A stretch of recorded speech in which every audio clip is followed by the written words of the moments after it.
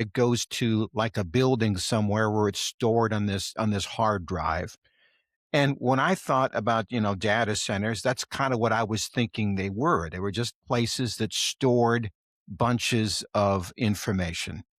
Is Yep. that the way they started? Absolutely, that's the way they started. It started, I started my career, if you want to go all the way back to early 90s, right? I'm a mid early 90s graduate from high school out west in western South Dakota, a graduate, but I went to work for a bank here in Sioux Falls where I was a night operator, where we had a room where the mainframe was, and then a couple racks of client servers to deliver email and shared folders where, instead of saving a document on my laptop, I saved it in the shared folder down in the basement, right?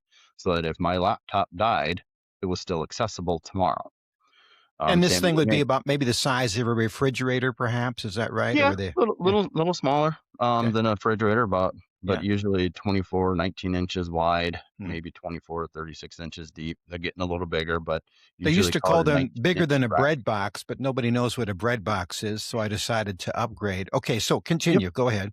yep. No, so that's where I started my early day careers, and in that process, I I got an internship. So I was working as a night operator to pay my way through college, and then got an internship through the summer to do what was called cold, which was computer output to laser disk, which meant instead of the bankers getting a green bar set of paper printed out and put on their desk, they would log into the terminal and go through all the reports on the terminal. So we're now saving paper, right?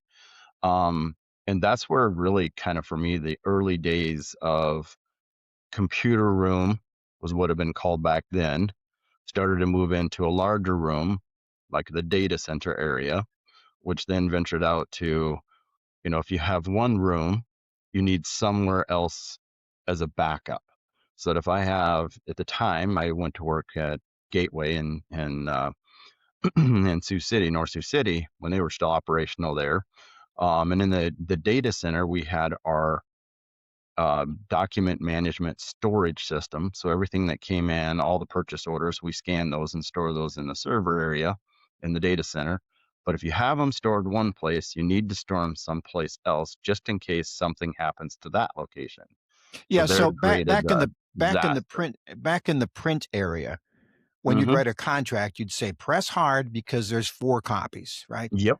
And Yep. and you'd press hard, and that carbon copy would go through, and the pink one would go over here, and the yellow one would go over here, and the white one would go over here, and quintuplet, Yep. quadruplicate. And I imagine the same thing is true. I mean, we think about like 9/11 when that entire companies were lost because their data was lost, and everybody says, "What if?" And Yep. now everybody wants their data saved 2 places, 3 places. How many what's the general rule of thumb for backing up their data? I refer to it as a data hoarder. We save data everywhere. Yeah. I get an email and I save that attachment on my local system, then accidentally save it somewhere else, and I'm sure the other person who sent it to me, they have it saved in 2 places, plus the redundancy of the backup systems that go. So we just have a mess of storing anything and everything